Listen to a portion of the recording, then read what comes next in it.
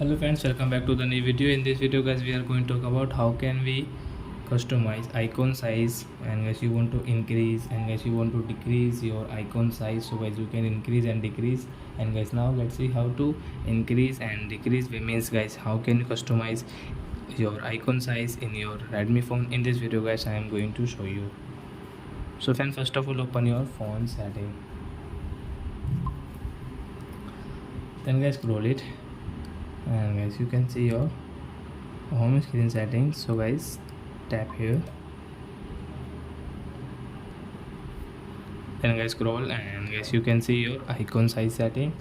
So guys tap here, then guys you can see your icon size. So guys you can increase from here, and guys you want to decrease, so guys you can decrease from here. So guys, as you can see this icon size, guys you want to increase, so guys you can increase.